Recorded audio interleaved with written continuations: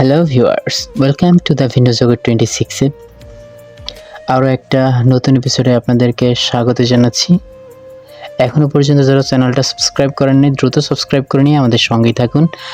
আর আজকে কোনো ভূত বা ভয়ের গল্প নয়, আজকে একটা ভালোবাসার গল্প নিয়ে আপনাদের সাথে আছি আমি, আয়ান আহমেদ।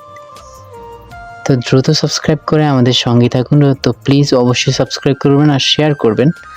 আপনাদের একটু শেয়ার, একটা সাবস্ক্রাইব আমাদের অনেক উপকার করবে।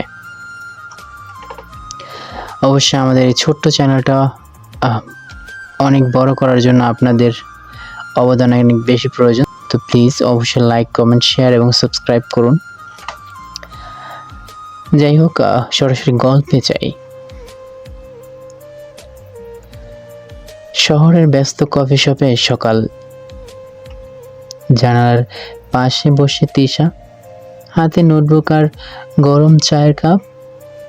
তার চোখে গল্পের খসড়া লেখা চলছিল। আরিয়ান হঠাৎ প্রবেশ করে, ল্যাপটপ হাতে। সব টেবিল প্রায় ভর্তি, তবে সে তিশার পাশে এসে বসে।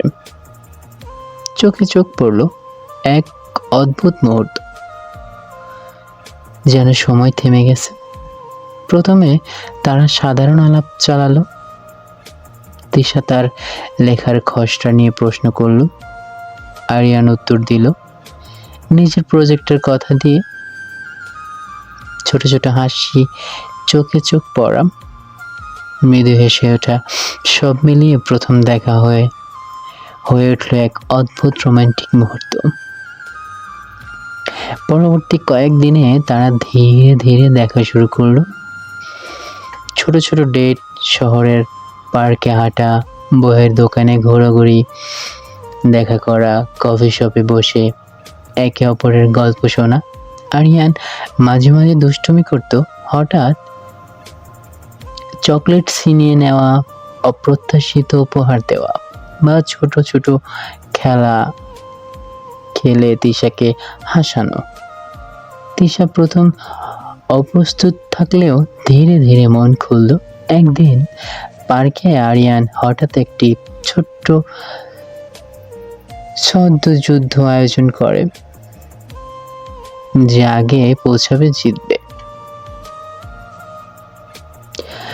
তিশা বিরক্ত হলেও পরে হাসতে হাসতে মেনে নেয়। এই ধরনের দুষ্টুমি তাদের সম্পর্কে আরো মিষ্টি এবং প্রাণবন্ত করে তোলে। ধীরে ধীরে তারা একে অপরকে বোঝে। ছোট ছোট রোজকার জীবনের গল্প, বন্ধু ও পরিবার নিয়ে কথা বলা, স্বপ্ন ও ভবিষ্যৎ পরিকল্পনা সব খোলাখুলি।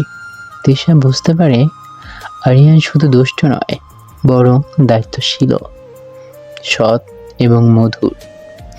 আরিয়ান বুঝতে পারে তিশা সুন্দর, বুদ্ধিমান এবং ধৈর্যশীল। একদিন শহরের হ্রদের ধারে বসে তারা প্রথমবার সত্যি অনুভব করে যে তারা একে অপরকে ভালোবাসে।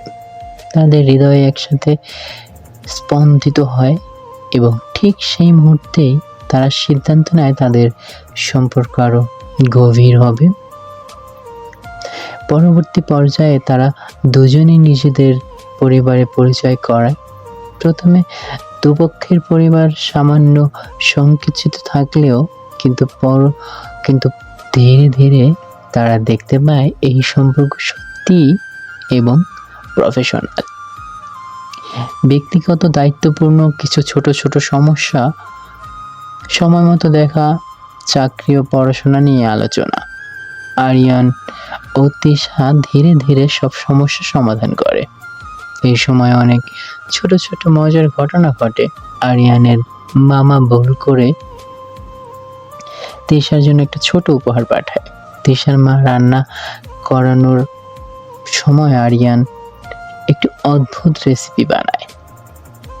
সব মিলে পরিবারও তাদের একে অপরের প্রতি মায়া বুঝতে শুরু করে। শেষ পর্যন্ত তারা শহরের একটি ছোট্ট বাগানে বন্ধু ও পরিবারের সঙ্গে ঘিরে বিয়ে করে।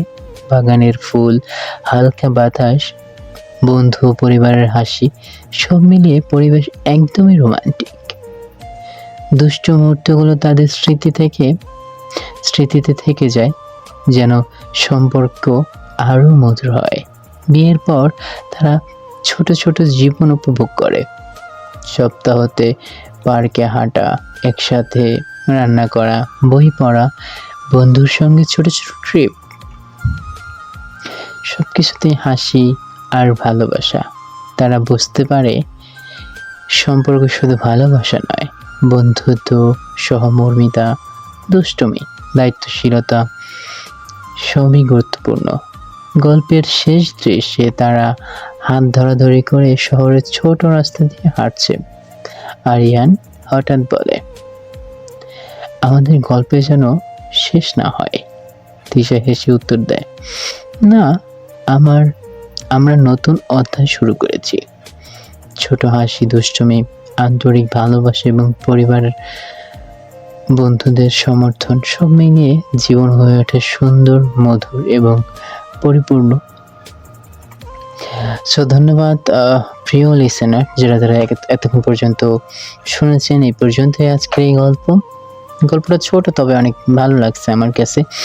আশা করছি আপনাদের কাছে ভালো লাগছে। আর অবশ্যই দোয়া করবেন তিশা আর আরিয়ানের জন্য, যেন তারা বাকিটা জীবন এভাবেই ভালো থাকতে পারে, হ্যাপি থাকতে পারে।